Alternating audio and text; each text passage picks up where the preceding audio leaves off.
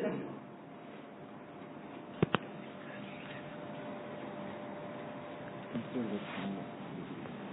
a question to this. And the question is, what does the word attitude means? We have been using this word attitude. So, what does this word attitude? What does attitude mean in the context of the knowledge that we are discussing?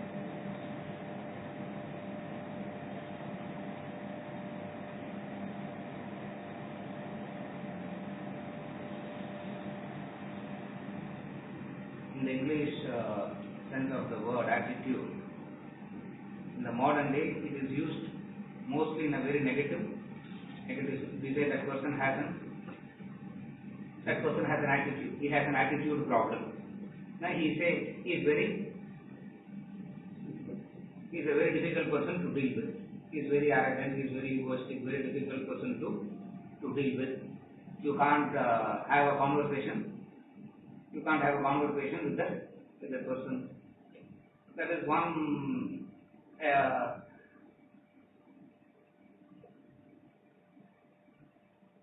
The word attitude is used in the negative connotation, generally speaking. The same word attitude didn't have this negative connotation 50 years back, 100 years back. It was used positively. You find any person from the last 20 years of generation, last 20 years, 25 years, will never use the word attitude. The vocabulary, in their vocabulary, the word attitude will not exist. Or even if it exists, it will exist only in the negative.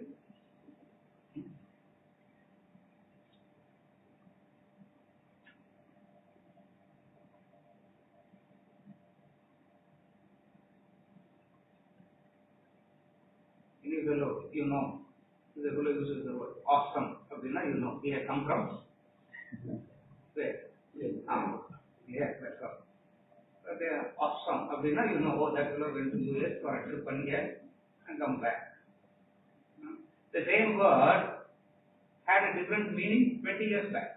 Today it means something awesome. It means something wonderful. You ask that person, supposing you take the word awesome to a person who had a vocabulary of 50 years back, 60 years back, he cannot use the word. He will not use the word awesome. He will say, oh, word awe itself means negative. So, why I'm putting all this is, these words, the meaning keeps changing.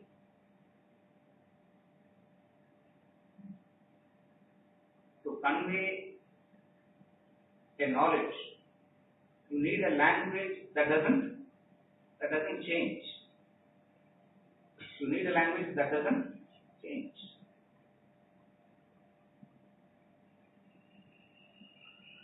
Any knowledge can be communicated only when the language doesn't change. For poetry, the language has to understand the difference. We have to convey something poetic, it will change. We have to convey a knowledge, it has to be static. Then only communication happens.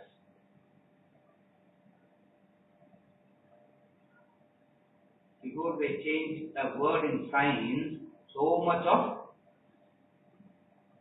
before they change a word, it has to go through so many conferences, it has to go through so many things before they approve of a change in the word. Because if the word is changed, communication becomes different, completely different. What you are saying and what the other person will be receiving is so. So what they did, they kept the language of the Shastras as Sanskrit, where you can't change the meaning is fixed. Every 50 years it doesn't keep changing. Practically, we are communicating it in a language which we don't understand. Even though we are talking in English, I don't think how many can actually understand what it is for. It's not the language of communication. But today, unfortunately, we have no other option but to speak. Therefore, there is always this confusion about the words. The basic class itself we don't get in this language. You can keep hearing and hearing and hearing, the meaning doesn't. The words that you use are so different. The meanings keep changing. You got it? That's why we have this problem. That doesn't mean we can go back to Sanskrit language. But who's going to understand? At least English, we can understand. Sanskrit is something which is English like you will fall off to sleep in half an hour. In Sanskrit you will fall off to sleep in 5 minutes. That's the only difference. Nothing will be.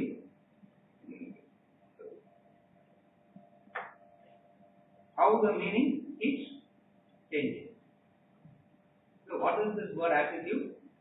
What does this word attitude means in the philosophical sense?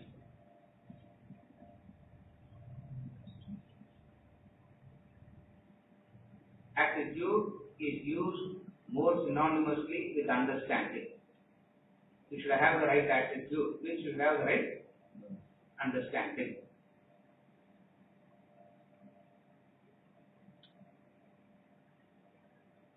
Attitude equals bhavana plus shraddha.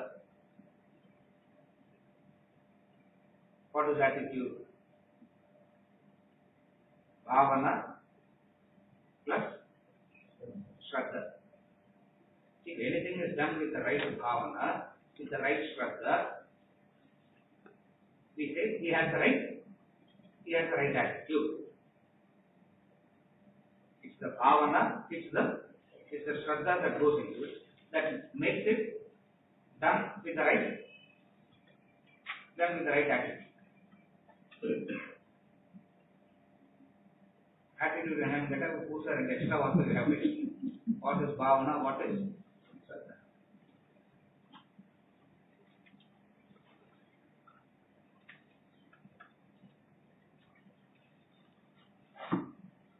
Do you have faith in God or do you have shraddha in God?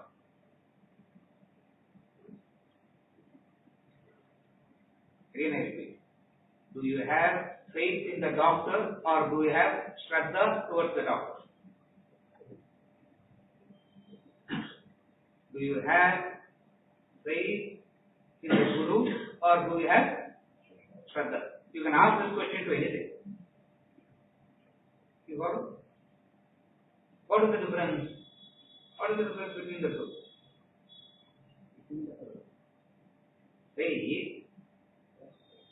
Faith has an inherent doubt. Shraddha says you can't understand, simply go down and do what you are asking. You got it? So one aspect of attitude is shraddha. Another aspect of attitude is bhavana. Bhavana means the right. Again, you have to say the right attitude. Again, you have to say you have to bring in the right.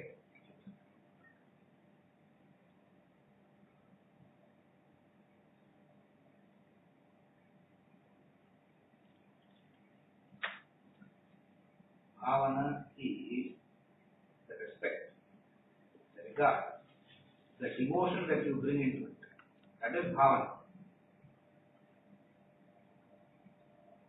You should do with bhavana, we say no. Don't do it. Okay. Don't do it mechanically. You will never know what to do with bhavana. That's a different story altogether. Bhavana.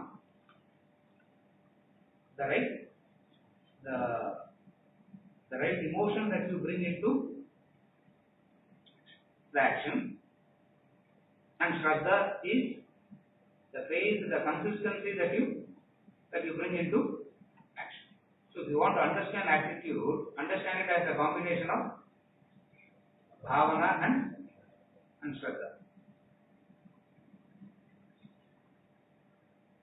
Here we are not discussing about the intelligent part, the skill part of an action at all.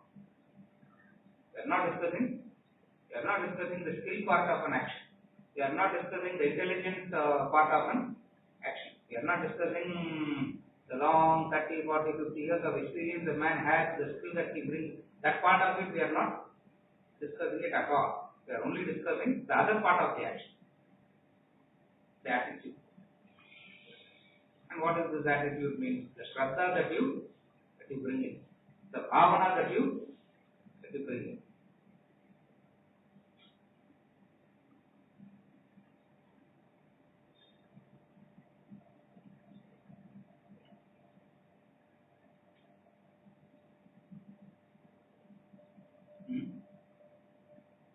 From another angle, the attitude is selfish, unselfish, selfish. What is the attitude? The qualities of selfish, unselfish, and selfish.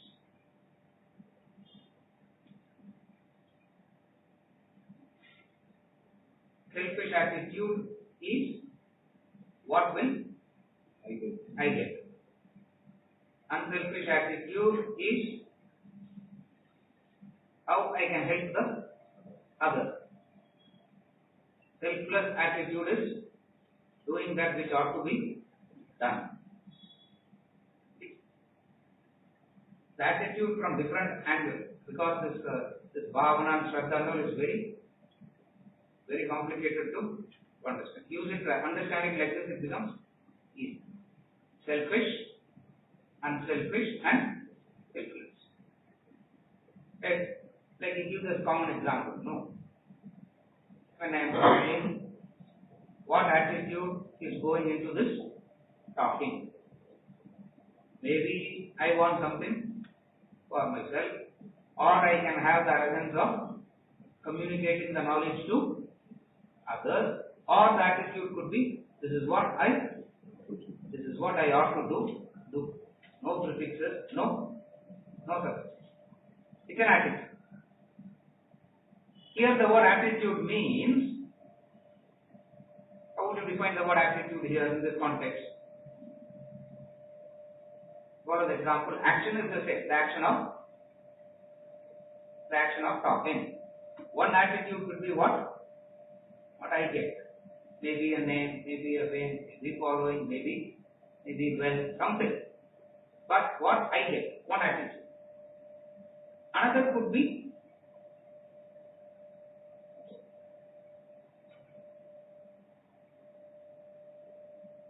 I have to help the other. Unselfish. Definitely, it's something better than selfish. That's another attitude. The third attitude can be irrespective of the other, irrespective of you and the other. The third can be, this is what I ought to do. How I do it, with Shraddha, with Bhavana, do it and leave. Then it is selfless act. You got it? So, attitude is that which you can call it as that which drives the action. Again, it's very complicated because Bhavana's desire drives the action also. Now, where is the so is attitude also another desire? You get so many, you bring in so many complicated. It's only this vasanas are the driving force behind action. Oh, but some other place, Brahman, it is the drives the action. So there are three factors that drive the action. Brahman is driving the action, desire is driving the action, and attitude is driving the action. Which where is the understanding part. One part of action is skill. Another part of an action is attitude. Both are combined. Skill is one part of an action. Skill is one essential, integral part of an action.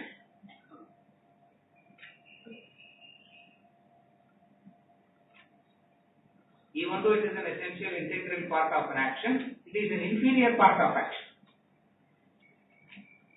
Skill.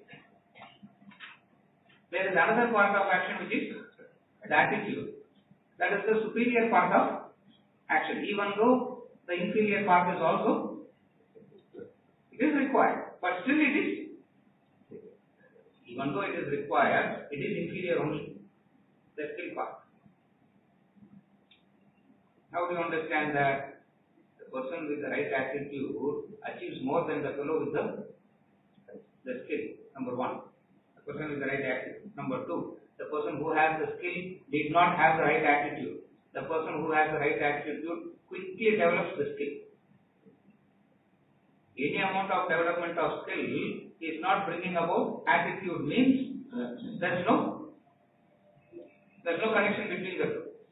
From the angle of the skill, the person who has the right attitude quickly develops the skill.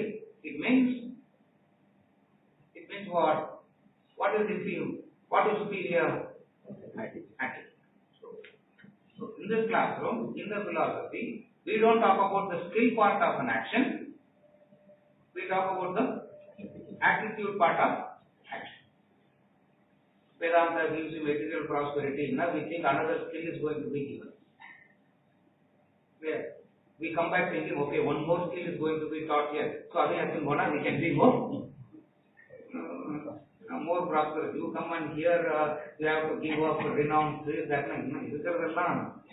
all that we are existing is also we have to lose, give up. Now where is that? So what is that? An essential integral part of an action. Attitude is the combination of Shraddha. You can take Shraddha, Bhavana, all goes into attitude.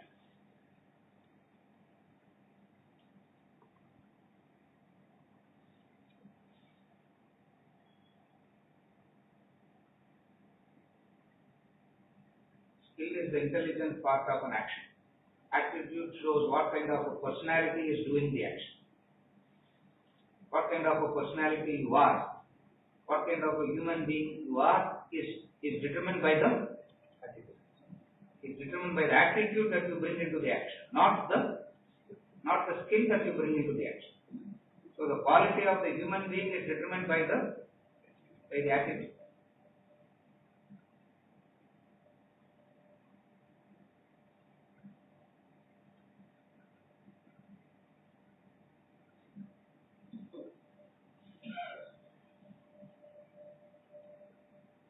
Skill can be the same.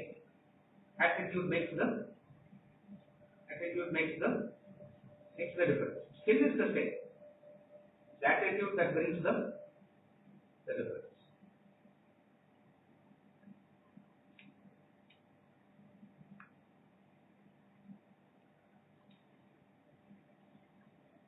And how does one develop this attitude?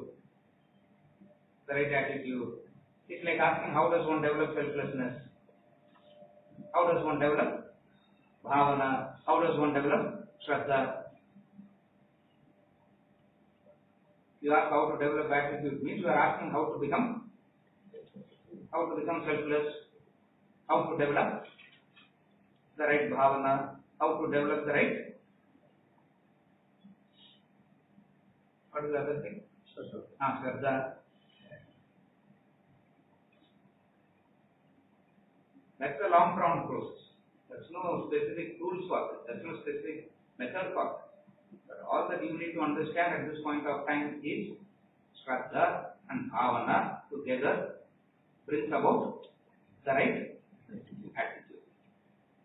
You can replace it with these two words. For these two words will say something more than what the word attitude is.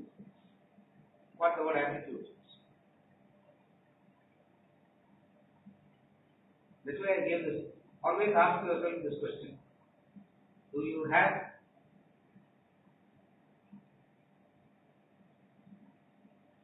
have faith in God or Shraddha in God? Both are not the same. Faith means someone comes and says something which can be confusing, you will get your faith will. Someone comes and says something different, your faith will go. Oh, you are thinking this man, you don't know what he did 5 years back. All the faith that you build up simply collapses because faith has a doubt in it. The other side of faith is doubt. It's built in. As the faith goes higher and higher and higher, your doubt is also increasing to the proportion. What is Shraddha? What is Shraddha towards God means?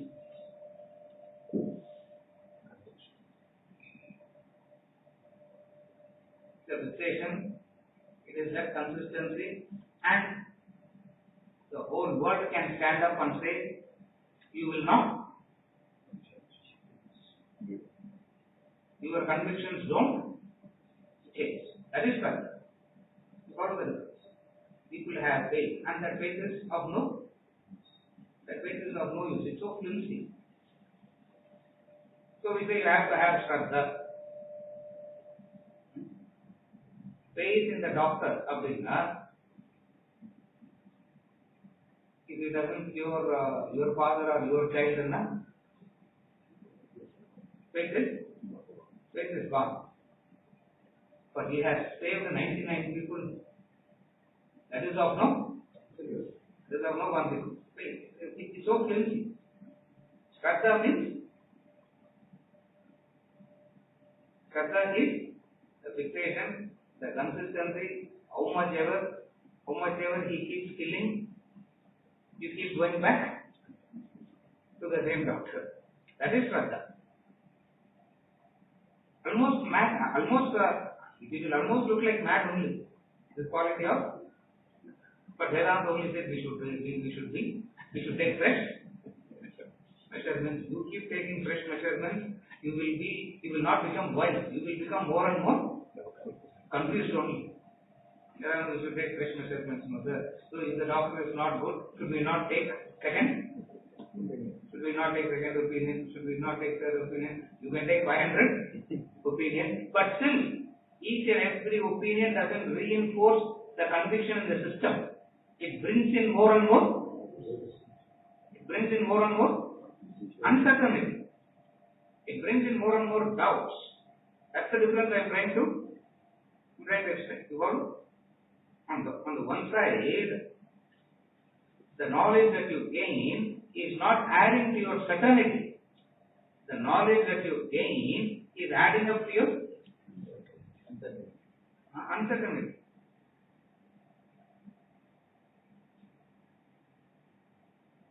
You read the Shastra, they say milk is Amrita. Today milk is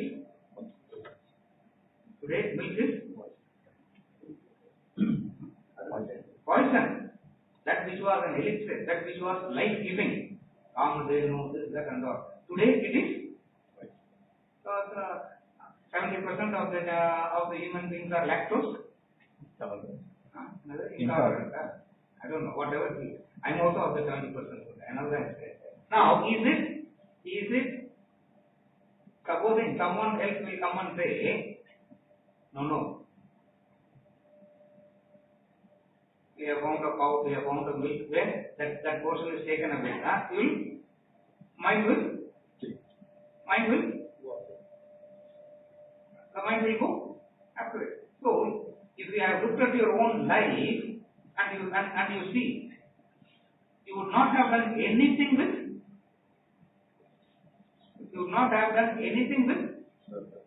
with surety. It keeps on changing. And it doesn't bring any mental peace. It doesn't bring any strength to you as a human being. Instead, it brings more and more. It makes you that much weak. You follow? Shraddha makes you that much. The consistency, it makes you that much. It makes you that much strong.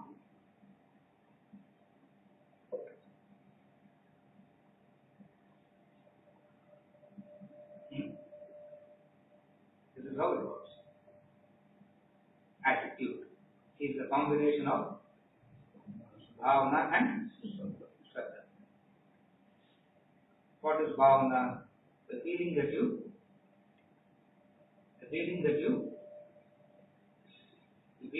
bring into the action is the bhavana. The bhavana comes from the word bhava. Bhava is of the mind, emotion. The right feeling that you bring into the action. Shraddha is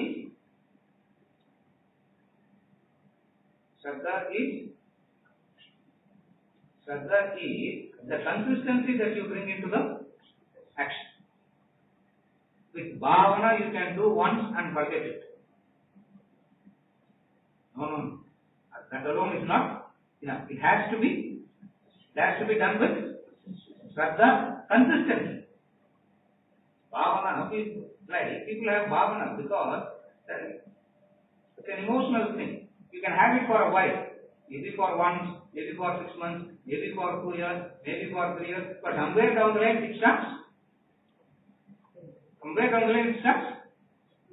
fading away. So, what is it that comes and supports that? The shraddha. So, it is the bhavana, it is the shraddha that brings about the right attitude. Yes, Prasad. We discussed shraddha here. Does lead to fanatism, almost like fanatism. Almost like fanaticism. Shraddha is almost like fanaticism. It is a kind of. But it is with understanding negativism. Yes. The difference is in shraddha there is a knowledge backing. There is a conviction backing.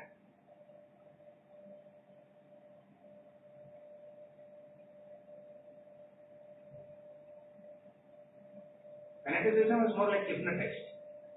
Fanaticism more like brainwashed.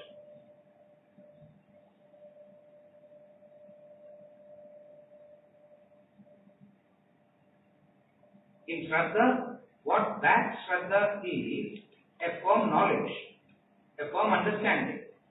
Because of that, since you are resting on that firm understanding, the whole world can't change your understanding. It's based on that.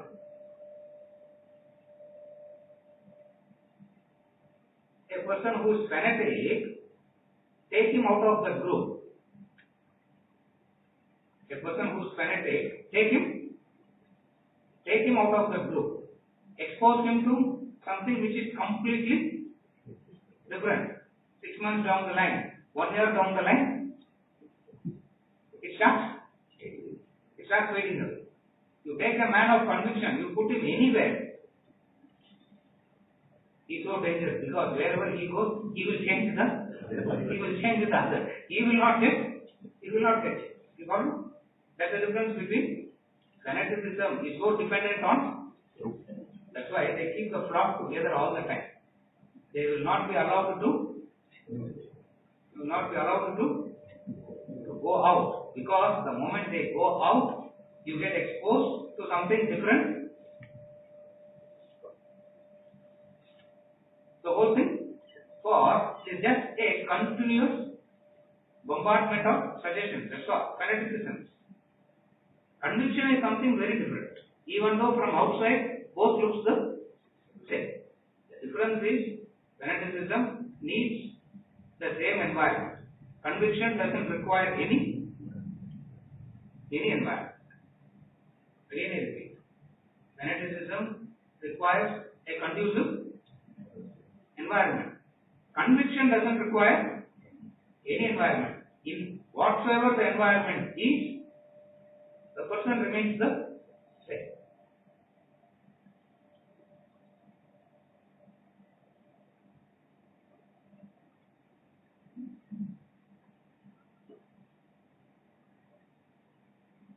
that which is dependent on an environment is not yours. That which is dependent on an environment is not yours. Conviction is that which is, conviction is yours. Most of the time, what we have is always dependent on the environment, dependent on the other, dependent on the environment. It means it's not yours. If it is yours, it stays with you, irrespective of the environment. So conviction is that.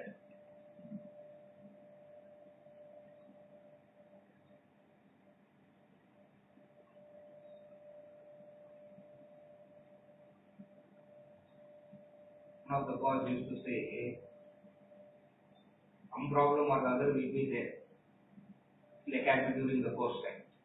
So he says, as soon as we enter Swamiji's room, all problems disappears.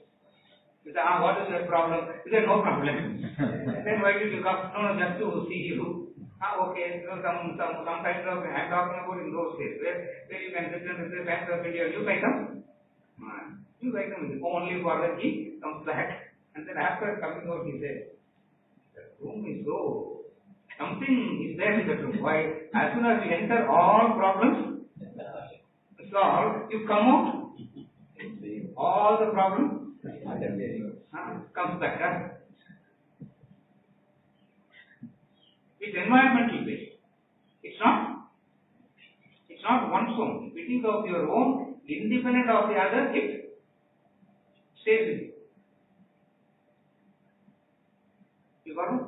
See, love is the quality that you have. It has got nothing to do with the other. That is one way of understanding. Another way of understanding is always dependent on who the other is. If it is dependent on who the other is, then it is not love. Independent of the other, if that's what you have as a quality in you, that's different. You follow the difference?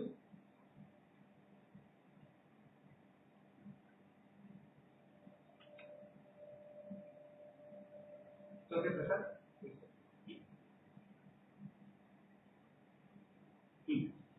Conviction not change as you grow. Does conviction not change?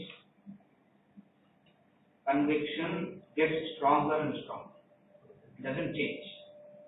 When we say change means, it can, what I believe in today, what I am convinced about today, change means 20 years later I will be convinced about something else. In that sense, conviction don't change. It simply gets, whatever you want to use the word change, I will use the word, it simply becomes stronger and stronger. Convictions don't change. It is the opinions that change. Convictions don't change. What was the right thing 20 years back is not the right thing today. It's not a conviction. It's what appears to be right today, 50 years later it will be something that's completely opposite. Now these are all not convictions. Convictions don't change. The opinions keep change. They don't change. If it is changing now, there was no conviction in the first place.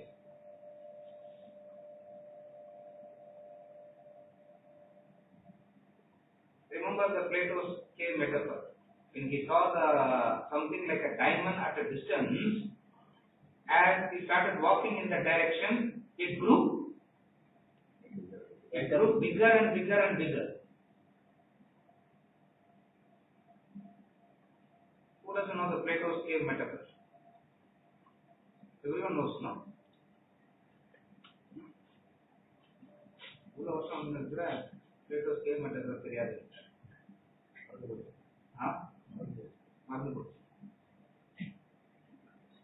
Boy, Plato writes a cave.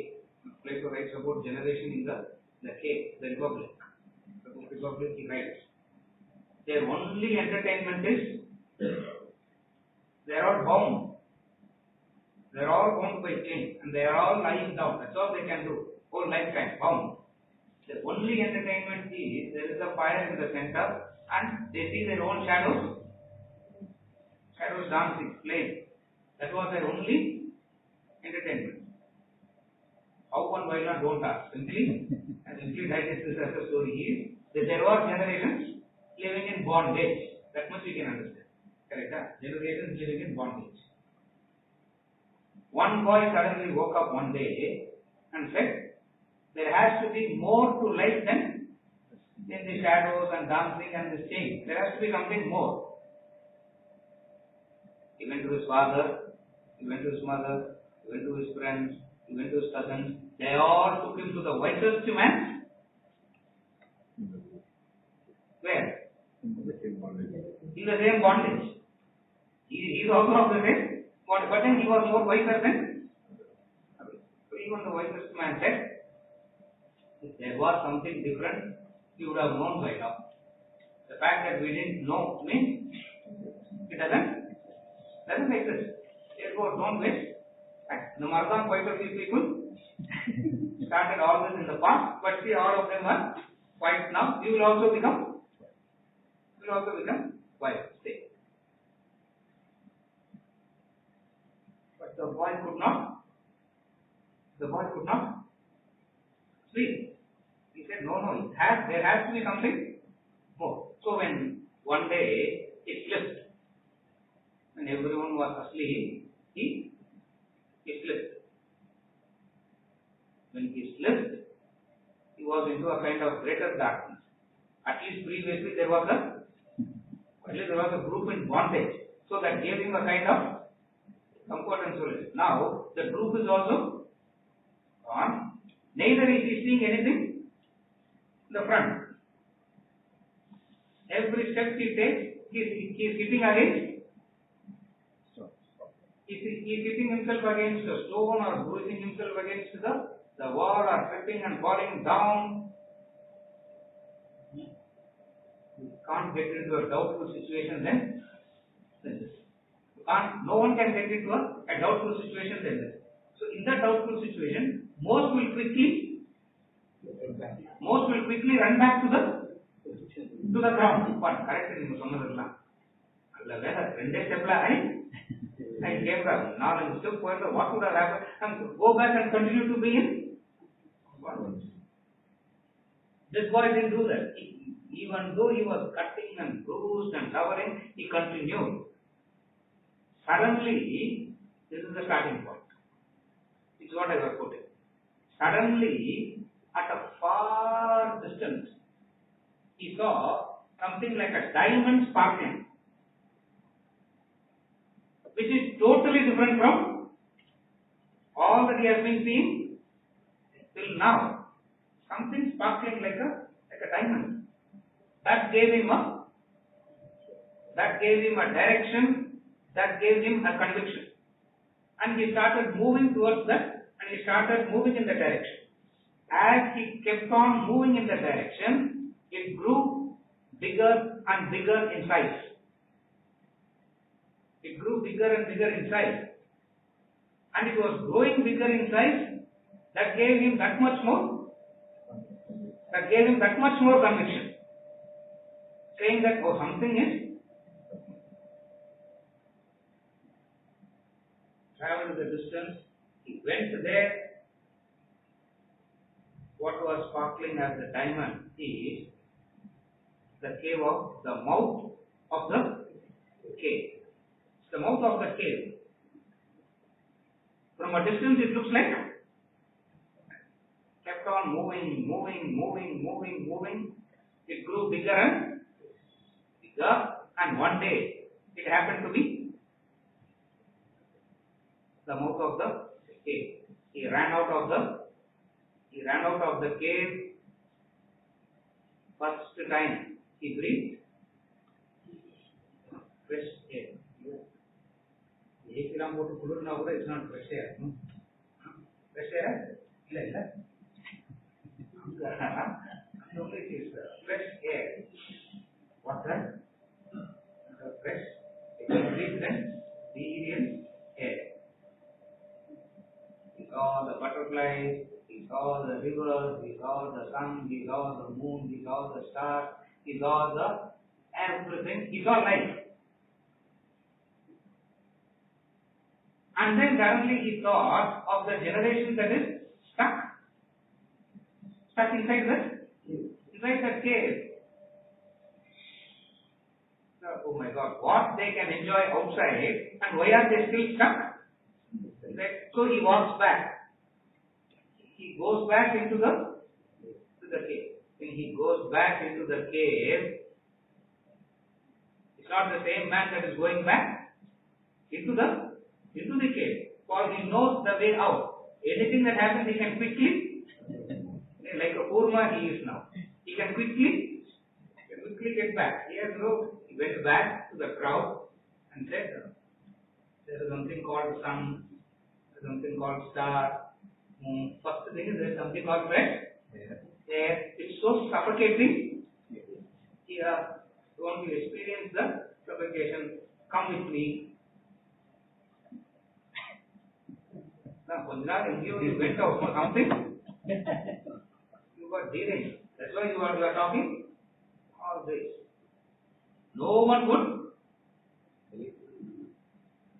would believe in him. No one will dare take one step to walk with him. Again, from the whole group, one more person came to him and said, I am with you. Show me. He is with you. He takes the man out and see all this. Then he says, now it's your turn to bring one more person out. That's why I can't bring. If you can bring one person out in your lifetime, that's all you can. Now it's your turn to bring one person out. Thus, it continues. Till date it is continuing. What? One man wakes up and we are all in the chained bondage, refusing to accept what? Saying, why I said that is, Rupa said, will not conviction change? Convictions don't change. It only grows. It grows stronger and stronger. You get a better and better clarity. It doesn't change. If it is changing, then it is not a conviction. It's not based on firm knowledge. Convictions don't change. What keeps changing is the opinion. Freely opinions are used as conviction. When you are so caught up in an opinion, it will look like a conviction. When you are so caught up in an opinion, at that point of time it will appear to you as though it's a conviction.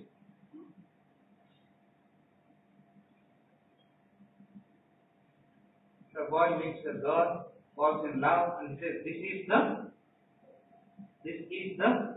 person. You tell that person, no, it will change after a while, na?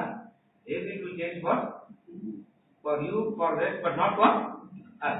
For we are even Laila and Majnu are inferior compared to us.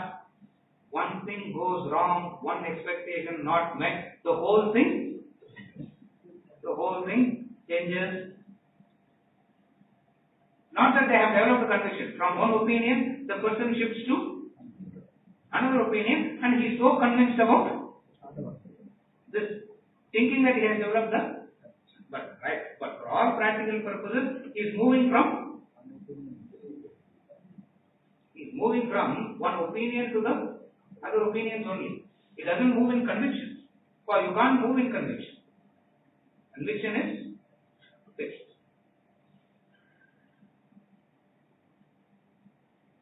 When Hanuman saw Rama, he got fixed.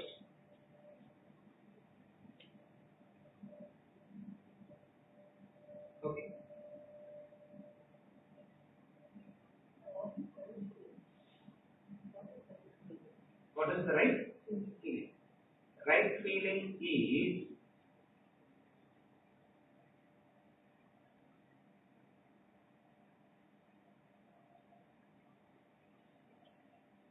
when you are lighting a lamp. You are lighting a lamp.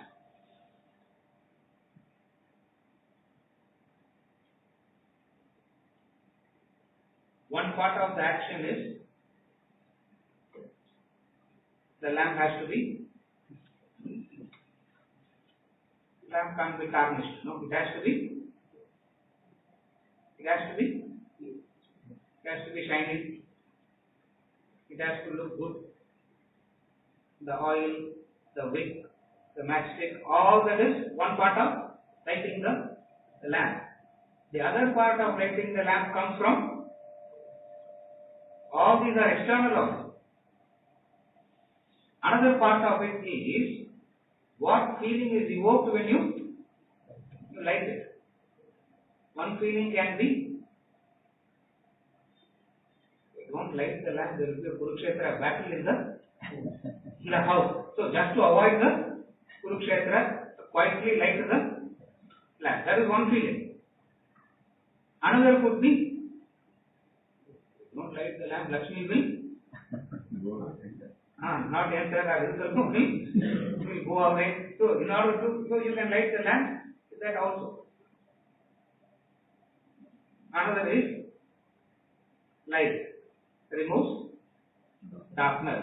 Every time you light the lamp, you are reminded of the purpose of lighting is to remove the darkness. Depends on your level of evolution, something you will become.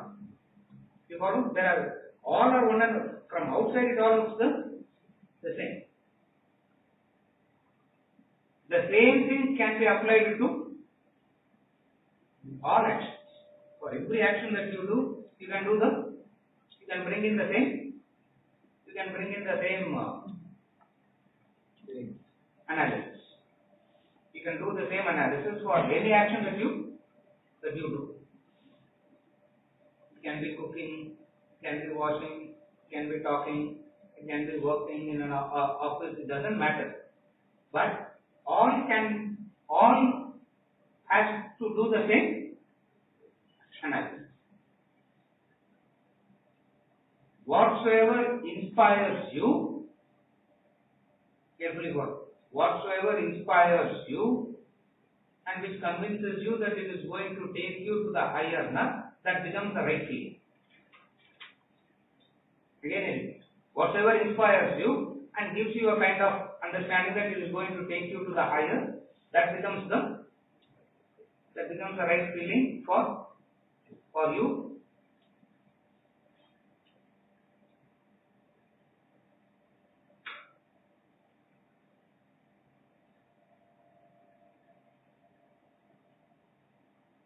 This is what is known as the right feeling, the right bhavana.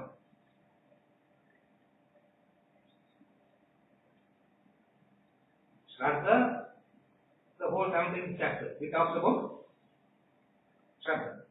The whole of 17th chapter is talking about only Shraddha, Traya, Vibhaga, Yoga, the threefold division of Shraddha. So attitude is the combination of Shraddha and Bhava. So if you ask how to develop attitude, means it's asking how to develop Bhavana, how to develop Shraddha. How to do that? The answer is the same. Study, reflection, tapas. This is the way by which you develop these things. How to grow, the answer is the same. There is no problem there.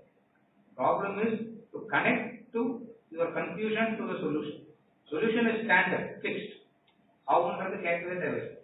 For answer is the same. What is the answer? Because every question she asks, she will say what I should not say. Study reflection, sollama vera da solluvom. study, reflection, tapas. We have finished the 3 or 4 properly, na? Karma, bhakti, Jnana yoga. It doesn't matter. All means the same. This is how you develop. So don't worry about how to develop. Worry about how to understand what attitude is. And what is this attitude? Combination of these two. Clear?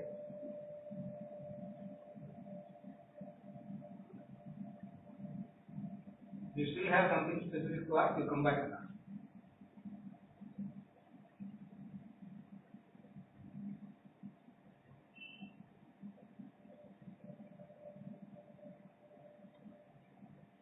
Even here what we are talking, yajna karma is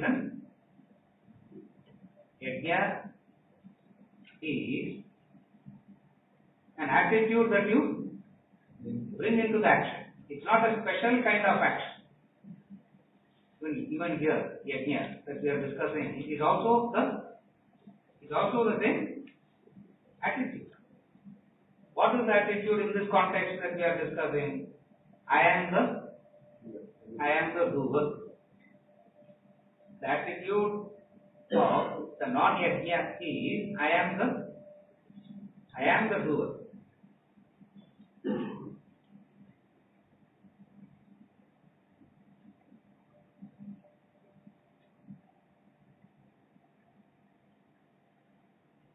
Then a whole lot of analysis goes into are you the doer? Are you capable of doing? Are you capable of doing anything?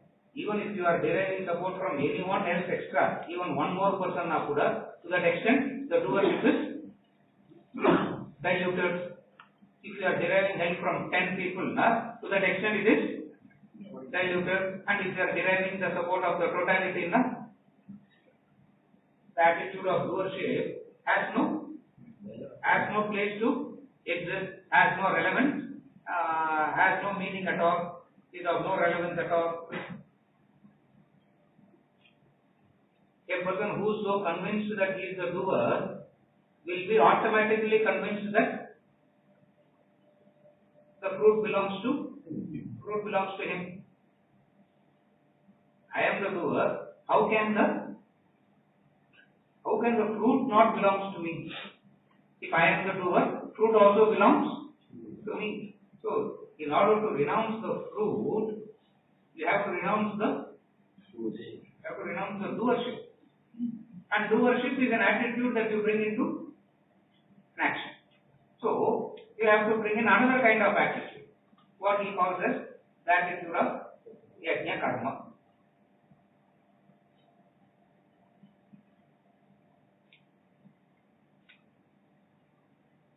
Non-yajna activities bind. Yajna activities alone liberate.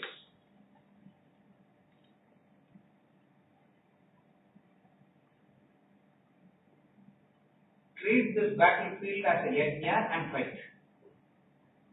That's what Krishna's advice to Arjuna. Treat this battlefield as yajna karma and fight. Then you will not incur any sin. Then you will keep growing. How can you convert battlefield as yajna? That's where the attitude what comes. The attitude that says, irrespective of the environment in which you are sitting and doing the action, you can bring in the right attitude. The exaggeration is the battlefield. For how can you bring in yajna attitude in the battlefield? It's so difficult to convey the battlefield. That's why you feel like even now you will say it's very difficult to practice this outside. Why? Because it's a battlefield. The battlefield is there. That's why you come and say whatsoever this book talks, whatsoever the philosophy says, it looks very good within the correct inside the classroom. Yes. Say the classroom le rendu per taniya pesa utta we will know. What will happen? Kurukshetra battle will start even clearer. So why in a battlefield how it can be applied? That's why it's called an attitude. Since it is an attitude, it can be applied anywhere. If it is a type of action, all of us must stop doing what we are doing and go and sit in front of.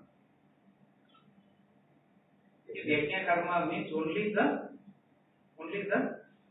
physical food and sitting in front of that fire and putting out in, all of us must stop what we are doing and go and sit in front of the fire. Clear? And you get burnt out. So, since it is an attitude, it can be practiced anywhere. Then only it can be called as can be practiced anywhere. And Krishna is telling Arjuna, you can practice this in the battlefield. You can practice. For which you have to imagine the battlefield. Imagine the battlefield. What is this battlefield? First thing about this battlefield is, you are not fighting with enemy. You are fighting with. The wonderful thing about Kurukshetra battlefield is, there are no outside. You are not fighting with any outsiders there. Whom are you fighting with? You are fighting with your own people. So yajna karma, where it ought to be practiced? When you are fighting with your own people in your own house. Charity begins at home. Are you charitable at home? Are you able to practice it at home? For where is the fight with? With whom do you fight? You always fight with those whom you call as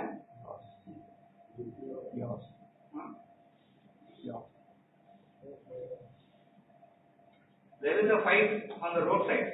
You are driving the car, someone hits it, you pick up a fight, it hurts you.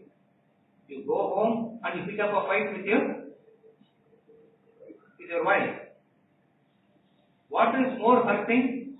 What is more painful? The fight that you have with your own. The fight that you have with your own. Kurukshetra battlefield is so wonderful in that sense because there are no enemies there. They are fighting amongst themselves. When you are fighting amongst yourself, bring in the yajna attitude and continue to fight. Then don't stop fighting. Continue your fight. It's not saying don't continue the fight with the wife. It's not saying. Bring in the yajna. The moment you bring in the yajna attitude, it ceases to be a fight anymore. It's no more a fight. Since it's no more a fight, there is no more a sin also. What are you worried about? If you bring in the right attitude, it's no more a fight. It's no more a battlefield. It becomes the field for your evolution. It becomes a field for your evolution. The Dharma Kshetra, which has turned into a Kurukshetra, turn it back into Dharma Kshetra. The whole attempt is there. From Dharma Kshetra, it has come into Kurukshetra. Through this knowledge and understanding, from the Kurukshetra, turn it back to Dharma Kshetra. How? Yajna type of. Even though we say yajna type, it's not a special type. Yajna is a yajna type of action means the attitude that you bring in. The attitude that you bring in to the attitude that you bring in to Now, All the action. that's action.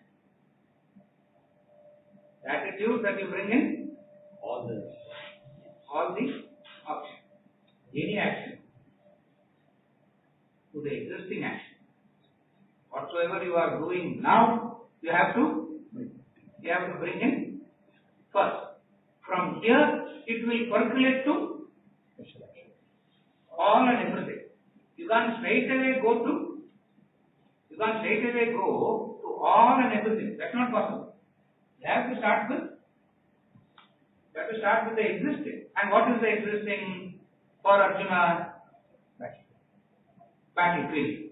So he says start with existing. It's what you have now. Start with it. What? Fight. How do you fight? You can fight with the notion of I am the doer. You can fight with the notion of I am not the doer. But if I am not the doer, then who is the doer? That you don't worry. You only say I am not the doer. Impossible is to say that I am not the doer. Now the difficult thing is to say, almost an impossible thing to say, I am not the doer. For it is so deeply ingrained that you are the doer. Since it is so deeply ingrained that you are the doer, continuous remembrance has to be done. Continuously have to be told that I am not the doer. I am not the doer. Not the doer. I am not the doer. That's why he says, na mama. The attitude of not mine. What you have as ahuti is the labor of the fruit of your action, the fruit of your effort, the fruit of your labor. If you have to say na mama and put it in fire and see it burning and going to ashes. And that ashes is what prasadana. What to do with it? What is the prasad? The ashes is the prasad. And ashes are the most. Now what do you do with that? It will become a pasikrama instead of unnecessarily putting it in fire.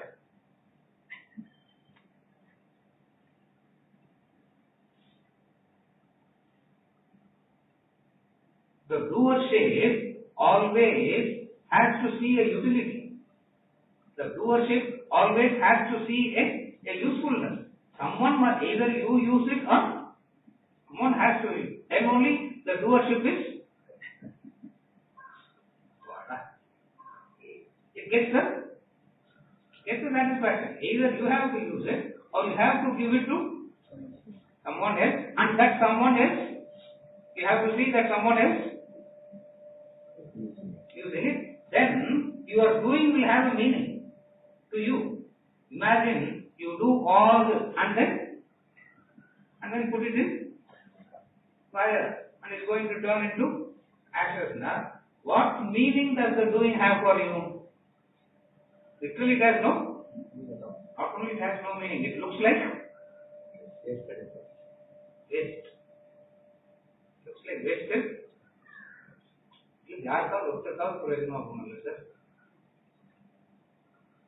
Doership says that the attitude of I am the doer has to necessarily say, Yajna says, put it in,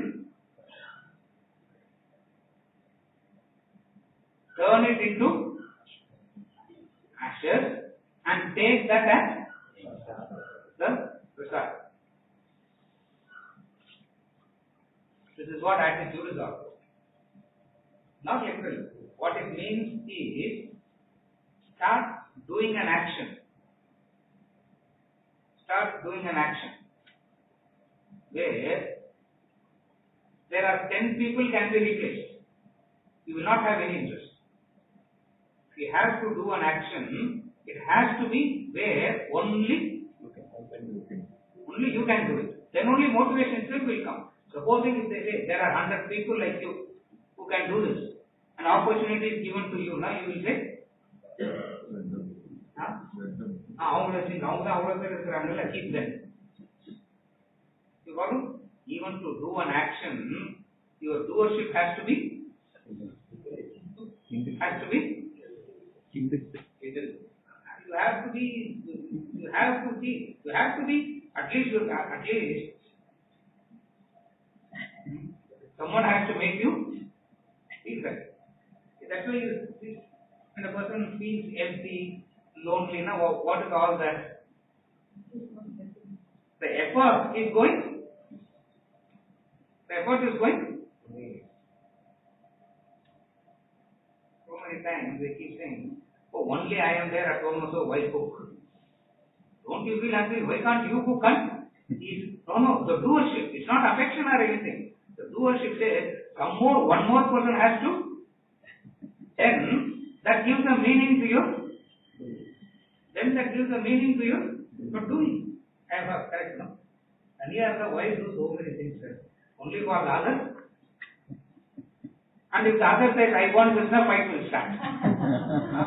You say, I am doing this for the other, and the other says, this is what I want, now that person is demanding this. But you only say you can't do anything for yourself, you can do only for the others. We don't know what we are. We don't know what we are talking, we don't know what we are doing. It can be such an innocuous action like this, you need the other, because the doership gets established only through the other. That's why the need of the other, you need the other, no. Correct. Therefore, do pranam, then simply say, that also you will not do. You will want to? You want to see the boss there, the leader there, and that will also try the same thing with you. Yajna karma is so entirely different. It's not an action. It's the attitude that you bring into the action. It's the attitude that you bring into your existing action. First. And then move on to, everything else. That's what the word yajna means. The word yajna comes from the root yaj, means to pray. So yajna is nothing but the prayerful attitude into action. Yajna comes from the root yaj, means to pray. Yajna is a prayer, no? Yajna is not an action. Yajna is a prayer. It's a prayerful attitude. It's a prayerful feeling. It's a prayerful emotion. It's a prayerful thing that you bring into the action. What is the prayerful attitude? I am not the doer. I am not the doer. But how can you say this, sir? I am the doer, no? It didn't happen all by itself. If I am not the doer, if I am not there, will it happen? I am not the doer, I am sitting here. Will food be cooked at home all by itself? Therefore, it is very clear what? I am the doer. What to do? One more janma you have to. One more janma only you have to wait. For nothing can be done. For that, it's so deep rooted, this notion of I am the doer. That's why yajna is that much difficult. The prayerful attitude that you can bring into the action. What is the prayerful attitude? Every action is seen as an opportunity for liberation. Every action is seen as an opportunity for liberation. You are so enthused, you are so inspired about doing. Why? Because through this doing alone, liberation is going to happen. for which you have to understand that you are in bondage. Liberation will be inspiring only when you understand you are bound. I am free to do what I am free, sir. I am free to do what I want to do, what I like. You are not free. You are not free. See, everyone talks this language. I am free to do what I like to. I am a free person. You are not free. You are bound. Bound by what? Bound by the Kartrutva. Bound by I am the doer.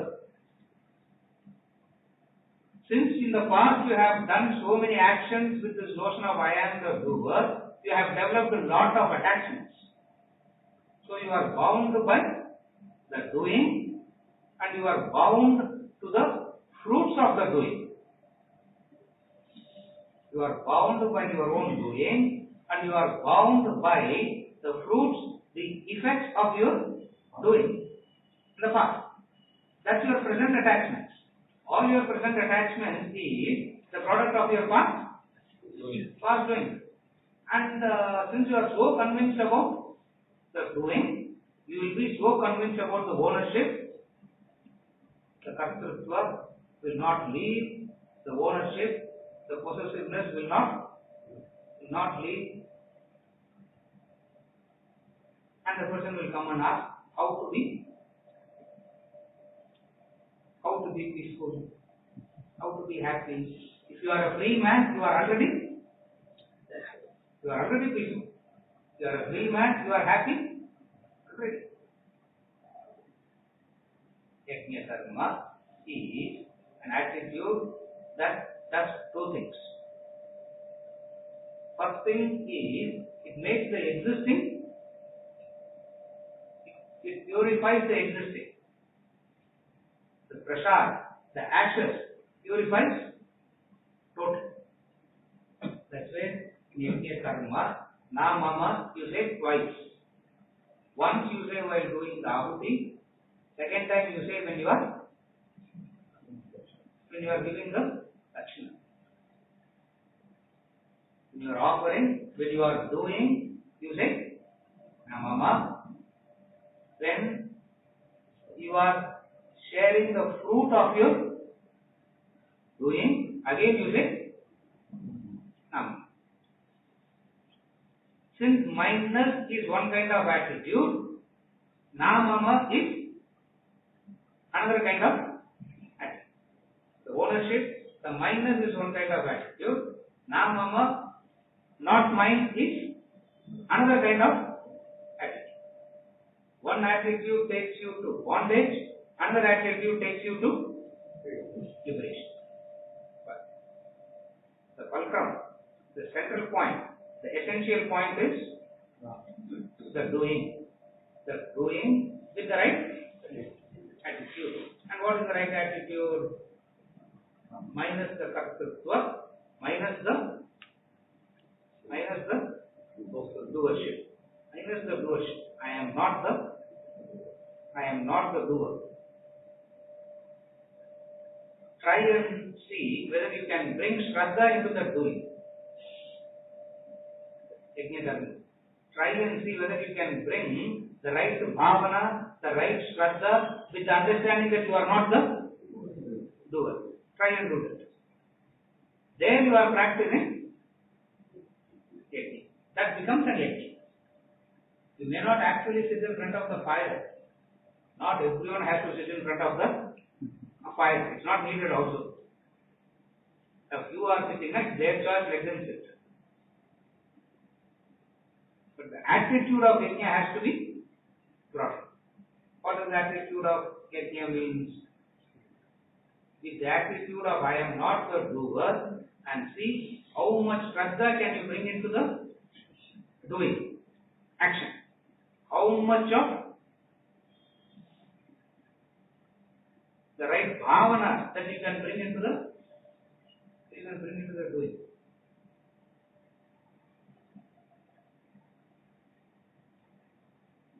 You don't have the right bhavana to the product of your own action. Simple example. You buy a car, the first 3 weeks,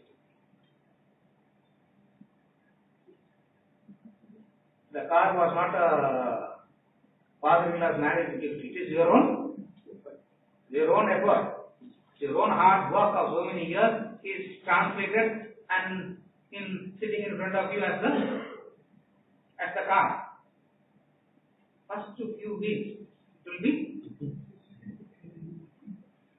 washed inside, washed outside, all that. 6 months later, 1 year later, lack of Shraddha to your own. How can you have it towards something? How can you have it towards the totality? How can you have towards the other? It's almost impossible. First you should have it to the common thing. The common. For the excitement is there for a while. As long as the excitement is there, you take care of it. The moment the excitement goes, what is happening there? It's excitement. What is that excitement? The new car. 3 months, 3 weeks, 3 months is the excitement. After that, it fades away, and you need another excitement, another car. Then okay, same thing will reappear. You buy another car, you will start doing the same thing for another 3 weeks, and then you don't have Shraddha to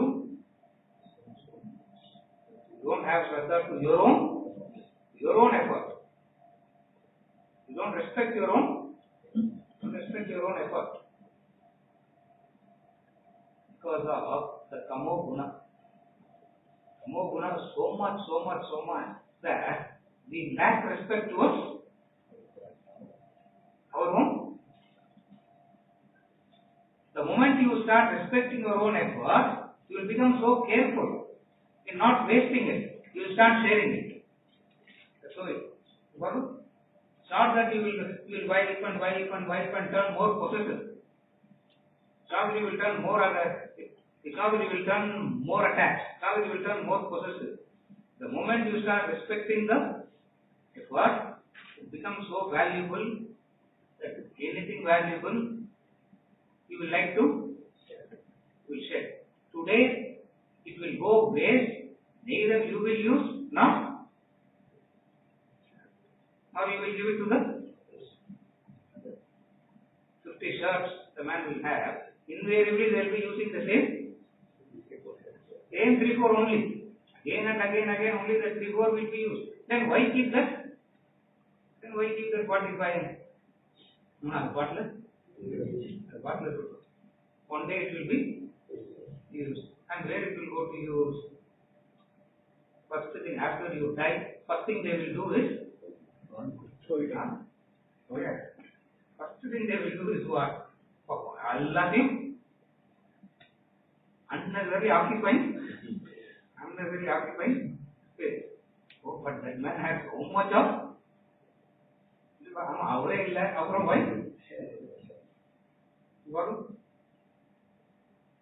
you respect your effort, the fruit will be valuable. And that valuable fruit, you will not allow it to go waste. You will want to share. That's how Yajna Karma purifies you, and whatsoever the fruit is, you will share it with.